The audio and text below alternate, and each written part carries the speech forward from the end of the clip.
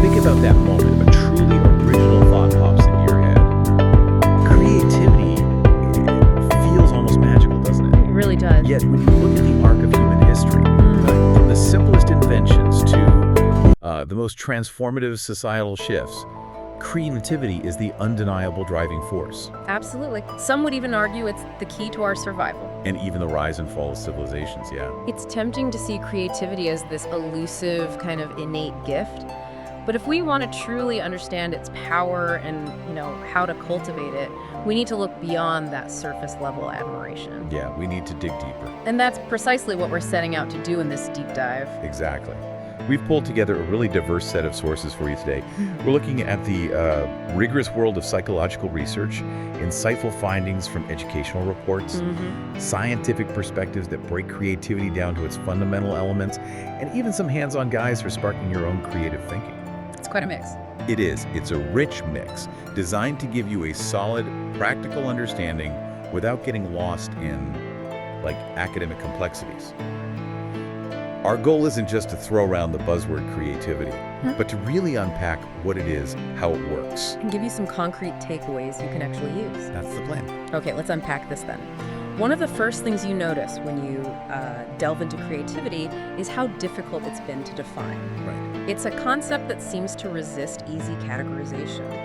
Our sources highlight a useful initial distinction between what's often called high creativity, the kind of revolutionary work we associate with geniuses like, say, Einstein or Da Vinci. Big C stuff. Exactly, big C. And then there's the more everyday little c creativity that, we all use for problem solving and self-expression. Right, so it's not just about those earth-shattering moments of brilliance, it's more everyday than that. Much more. And to help us understand this wider spectrum, one of our sources introduces the 4C model of creativity. Can you walk us through that? Certainly. This model proposes a kind of ladder of creativity, if you like. At the base, we have mini C. Mini C. Yeah, mini C, which is about that personal aha moment, the novel interpretation of an experience that's meaningful just to you. Okay, got it. Then comes little c, the everyday creativity we use in hobbies or finding new ways to do things. Like figuring out a recipe substitute or something. Precisely. Moving up, there's Pro C, which is the level of professional creative accomplishment where you've developed expertise in a creative field. Professional artist, designer, engineer. Makes sense. And finally, at the top is Big C, those truly groundbreaking achievements that change a domain. So Einstein again? Einstein again, yeah. It helps us see that creativity isn't a single switch, it's more of a dimmer dial. That's a really helpful way to visualize it. A dimmer dial. I like that. Yeah. Now, shifting to a more scientific lens, one of our sources offers a fascinating definition rooted in what's called combinatorial theory. It defines personal creativity as the product of originality, utility, and surprise. Can you explain what each of those means in this context? Sure, think of it like this. Originality is about how new or different an idea is. Pretty straightforward. Okay. Utility means it has to serve some purpose or have value. It can't just be new for newness' sake. It needs to be useful somehow. Right, and surprise is that element of unexpectedness, that wow, I didn't see that coming feeling. So according to this perspective, true creativity isn't just about being weird or random. It's about generating something novel that also has value and makes you think in a new way. So it's about providing a fresh alternative to the expected. Exactly. A novel, useful, and surprising alternative. Okay, that gives us a much clearer foundation. Now let's delve into how psychologists have approached studying creativity. Our sources highlight four main perspectives: cognitive, differential, developmental, and social. That covers a lot of ground. It does. Let's start with the cognitive perspective. What does that tell us about the mental processes behind creativity? Okay, the cognitive perspective is all about the mental machinery. The gears turning inside your head during creative thought. It looks at how we access and combine information in our minds, things like retrieving memories, making connections between seemingly unrelated ideas. Like connecting dots others don't see. Precisely. Synthesizing new concepts and applying knowledge from one area to another. It's trying to understand the actual thinking processes that lead to creative outcomes. And this is where it gets really interesting. one of our sources touches on the idea that our emotional state might actually influence these different stages of creative problem solving. Oh, yeah. How so? Well, the thought is that maybe a more positive mood is beneficial for that initial brainstorming phase, where you're trying to generate lots of ideas. Right, more open and expansive thinking. Exactly. Yeah. But perhaps a more critical or even slightly negative mood helps when you're in the stage of evaluating and refining those ideas, more focused. That's interesting, like different moods for different jobs in the process. Yeah. It makes you wonder if that could explain some of the links observed between certain mood tendencies and, creative fields. That's a really insightful point, and the source does mention this as a potential avenue for further research. The idea is that a flexible ability to access different emotional states might be a valuable tool in the creative process, maybe not being stuck in one mood. Flexibility. Okay. Moving on to the differential perspective. What does that tell us about the kinds of people who tend to be more creative? Are there common traits? Well, the differential perspective focuses on exactly that, the personality traits and general characteristics that are often found in creative individuals. We see patterns, Such as? such as a strong internal drive to explore and create what psychologists call intrinsic motivation. Doing it for the love of it, basically. Pretty much. Also, a broad range of interests and a general openness to new experiences and ideas. So curiosity and willingness to engage with the new. Exactly. It's almost like having a wider net to catch those unexpected connections. That makes a lot of sense. You need that inner spark to keep going, and that willingness to consider unusual ideas in the first place. Now, the developmental perspective. How does creativity tend to evolve over time? Or what helps it develop? Good question. The developmental perspective examines the experiences and factors that contribute to the growth of creative abilities. One fascinating finding highlighted in our sources is the impact of multicultural experiences. Oh, interesting. How does that work? Exposure to different cultures can really boost flexible and creative thinking. It gives you different frameworks. Right. Especially when coupled with that openness to experience we just discussed, and a strong sense of integrated cultural identity, feeling comfortable and connected to multiple cultural backgrounds. So it's not just exposure, but integrating it somehow. Yeah, it's like having more mental lenses through which to view the world, more tools in the toolbox. That's a powerful idea. Different cultural perspectives enriching our creative toolkit. The developmental perspective also touches on the impact of early life experiences, right? Like childhood stuff. Yes, there's research suggesting that having early responsibilities within the family and opportunities to act independently can actually foster creative achievement later in life. Really? How so? It seems to cultivate a sense of agency and problem-solving skills from a young age. You learn to figure things out yourself. Interesting. So maybe not being overly shielded from challenges might actually be good for creative development. It seems that way. Perhaps a bit of early responsibility isn't so bad after all. Tell that to kids doing chores. Okay, finally, let's look at the social perspective. How do our interactions and our environment shape our creativity? The social perspective emphasizes the powerful role of our surroundings and how we interact with others in either encouraging or stifling creativity. So the environment matters. A lot. Hugely. For example, our sources point out that creativity can be hindered by things like excessive time pressure, being constantly watched and directed, micromanaged, basically, intense competition, or having very limited choices kills the exploration. Okay. And on the flip side, on the other hand, engaging in creativity training can actually strengthen an individual's belief in their own creative abilities. That feeling of, I can be creative. It builds confidence. It's like nurturing a positive self-image as a creative person. Okay, let's shift our focus a bit and look at the history of how we've even studied creativity. It hasn't always been a mainstream area of scientific inquiry, has it? That's right. I mean, while philosophers and thinkers have pondered the nature of creativity for centuries, systematic scientific investigation really only took hold in the early 20th century. And even then, it wasn't quite like it is now. No, initially the understanding was more rooted in philosophical ideas, speculation really, rather than strict empirical research. And then we see a significant shift, especially around the 1950s, don't we? What sparked that increased interest in studying creativity more scientifically?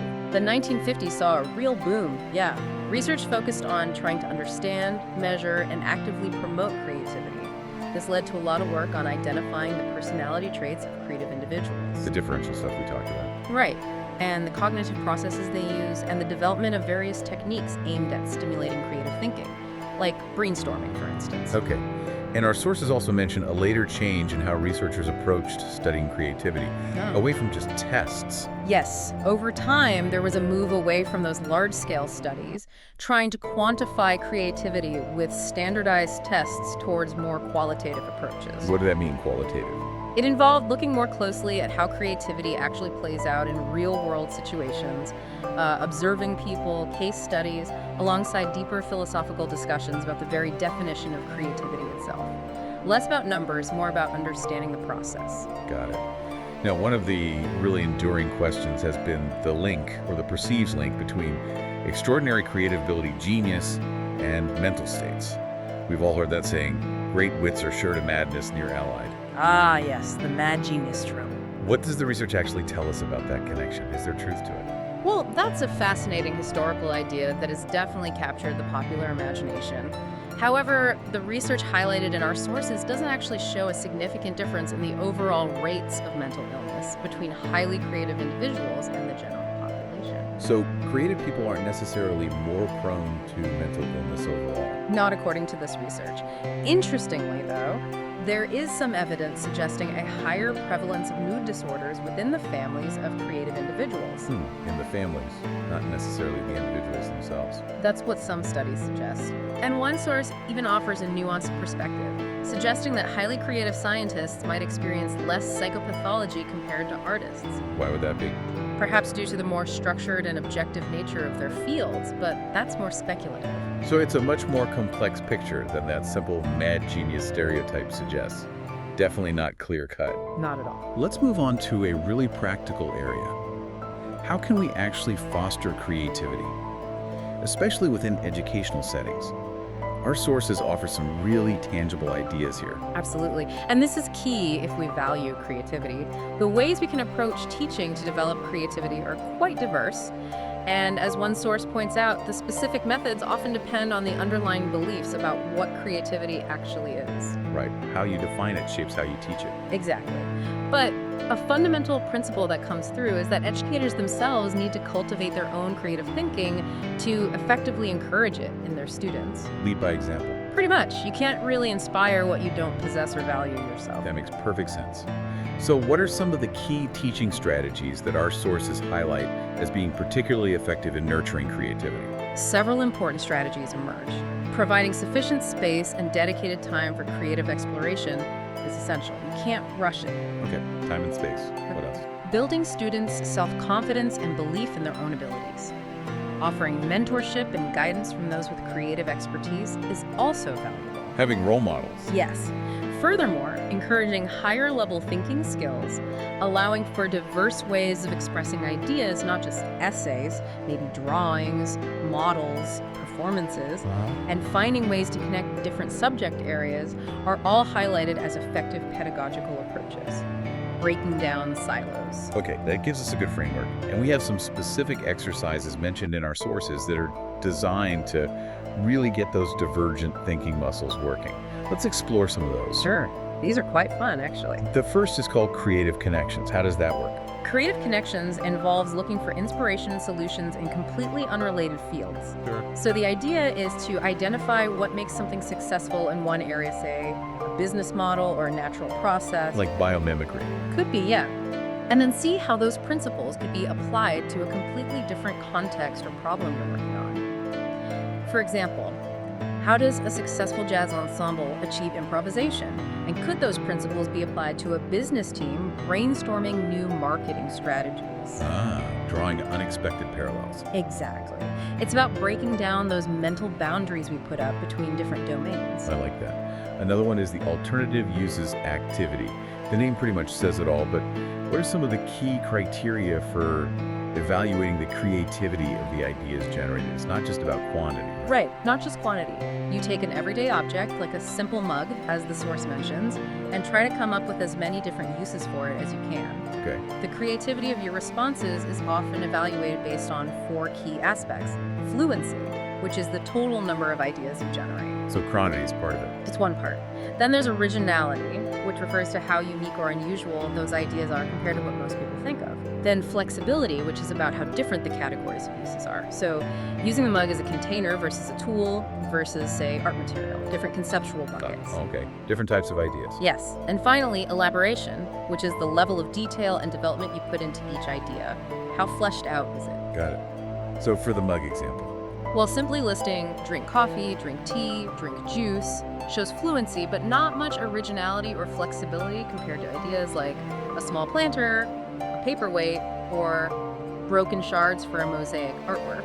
Those latter ideas hit more the criteria. That really breaks down what makes an idea creatively rich. Fluency, originality, flexibility, elaboration. Okay. We also have visual mapping, or brainstorming. While many of us are familiar with brainstorming, our source emphasizes a particular element, doesn't it? The visual part. Yes, exactly. While the core idea of generating ideas freely is well known, the source highlights the power of visual mapping to connect disparate concepts. Like a mind map. Like a mind map, yeah.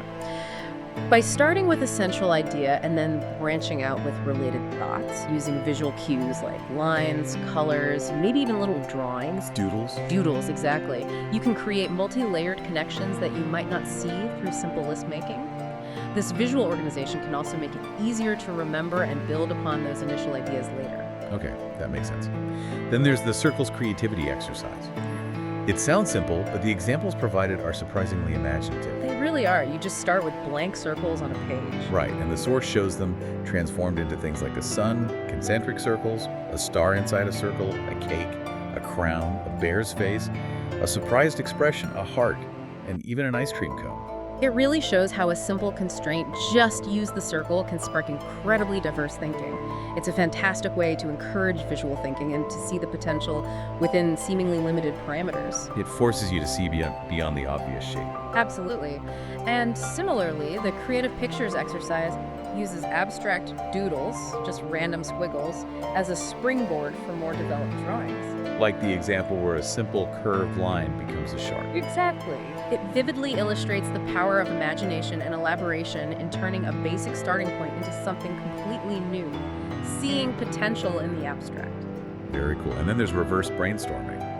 That's an interesting twist on the conventional brainstorming process. How does that one work? It is a neat trick. Instead of immediately trying to come up with solutions to a problem, reverse brainstorming begins by asking you to list all the things you shouldn't do or what would actually make the problem worse. Okay, why would you do that? Well, this can sometimes help you uncover hidden assumptions or limitations you weren't aware of, and then by flipping those don'ts around, you can often discover novel and unexpected solutions. So by defining failure, you find success. Something like that. It's like figuring out the wrong path can illuminate the right one. It shakes up your perspective. It's a clever way to approach problem solving. Our sources also stress that creativity isn't a fixed trait. It can be developed through practice and by receiving feedback. Definitely. Practice makes, well, more creative. And creating a supportive and low-pressure environment is also crucial, particularly in educational settings. Which brings us back to the concept of teaching for creativity. What does that really mean in practice? Teaching for creativity goes beyond simply assigning, the occasional creative project. It involves actively fostering, recognizing, and nurturing creative abilities in students across all subjects. Not just art class. Absolutely not. It means creating a classroom culture where students feel safe to take risks, explore unconventional ideas, and view mistakes not as failures, but as learning opportunities. That cultural aspect seems really important, creating that safe space. It's fundamental. So, creativity isn't confined to the art room. It should permeate all areas of learning. Our sources certainly argue that every subject has the potential to be a creative one. Exactly. The argument is that any subject can be taught and learned in a way that encourages imaginative problem solving, diverse forms of expression, and original thinking. Can you give an example, like in math or science? Sure. Whether it's finding a novel approach to a mathematical proof, designing an innovative scientific experiment, or even offering a unique interpretation of a historical event, creativity has a vital role to play across the curriculum. It's about how you engage with the material. Right, and this is becoming increasingly critical in today's rapidly changing world where adaptability and innovative thinking are so highly valued. Absolutely. creative and cultural education are increasingly seen as essential for developing the very skills needed to thrive in a complex and evolving world. Skills like adaptability, problem solving, thinking outside the box. The skills employers say they need. Exactly. Which makes it concerning, as some of our sources point out, that opportunities for arts education are facing decline in certain regions, like the UK example mentioned. Despite the economic contribution of creative industries. Yes, despite the significant economic contributions of those industries, it seems like a real disconnect. That does seem like a disconnect. We need these creative skills more than ever. Our sources also touch on the importance of recognizing multiple intelligences beyond just traditional academic abilities, right? Yes, the idea popularized by Howard Gardner is that intelligence isn't a single monolithic entity captured just by IQ tests. People possess different strengths and ways of understanding the world: musical, spatial, interpersonal, kinesthetic, and so on. And recognizing those is important for creativity. Hugely important. Recognizing and nurturing these diverse intelligences can significantly impact a student's self-esteem, motivation, and overall engagement in learning, which are all foundational for creative expression. If you feel capable, you're more likely to try creative things. Precisely. And cultural education plays a vital role in fostering this broader understanding, doesn't it? Beyond just the arts. Absolutely. Cultural education helps us to understand and appreciate diverse social values and different ways of life. It encourages us to question our own assumptions and to embrace cultural diversity, which, as we discussed, feeds creative thinking. It opens up those mental lenses again. Right. Furthermore, as our sources highlight, the intersection of arts and technology is creating entirely new avenues for creative expression: digital art, interactive media, you name it. Yeah, that's a huge area now. And fostering partnerships between schools, cultural organizations, and businesses is seen as crucial for supporting creative education initiatives. It takes a village, so to speak. Makes sense. Now, a final piece of this complex puzzle is how we actually assess creativity. It's clearly not as straightforward as grading a multiple choice test. No, definitely not. It's a significant challenge. Historically, psychometric tests like the Torrance tests of creative thinking were used. They aim to measure aspects like fluency, flexibility, elaboration, and originality, those components we discussed with the alternative uses task. But those aren't used as much now in schools. There's a growing movement among educators towards more qualitative and observational assessments. Things like evaluating student portfolios over time, observing their problem-solving processes, considering their self-reflections on their work. Looking at the process, not just the product. Exactly. The fundamental challenge remains in trying to assess creative teaching and learning using standardized tests that often prioritize easily measurable outcomes like factual recall. Creativity often doesn't fit neatly into those boxes. It's that constant tension between what's easily measured and what truly matters. So as we bring this deep dive to a close, what are the key insights you'd want our listeners to take away about creativity? Sum it up for us. Okay, well, I think the big takeaways are creativity is multifaceted. It's a spectrum from the everyday little C to the groundbreaking big C. It's not some mystical gift for a few, Right. but a capacity that exists within all of us and, crucially, can be actively developed through specific techniques and supportive environments. So it can be learned, practiced. Yes. And psychological factors like personality and cognition, social factors, our environment, our experiences, they all play crucial roles in shaping our creative potential. And it's so important to remember that creativity isn't just about wild, unconstrained imagination, right? It often involves a foundation of knowledge, developed skills, and a degree of intentional effort. Absolutely. It's about forging new connections, combining ideas in novel ways, and viewing things from fresh perspectives, often within certain constraints. Building on what's there. Precisely. And as our sources underscore, nurturing creativity is not just beneficial for individual growth and fulfillment, though it certainly is, but it's absolutely essential for societal progress and our collective ability to navigate an increasingly complex and dynamic world. We need it. We definitely need it. So here's a final thought for you, our listener, to ponder. Given all the diverse perspectives and practical methods we've explored today, what is one small change you could make, starting today, to cultivate a bit more creativity in your own life? Or maybe in the lives of those around you, your kids, your team at work. Yeah. Think about how you could maybe adjust your own thinking processes, shake up your routine, change your environment slightly, or perhaps even try out one of the divergent thinking exercises we discussed, like the alternative uses or the circles game. Just pick one small thing. You might just surprise yourself at the creative potential you unlock.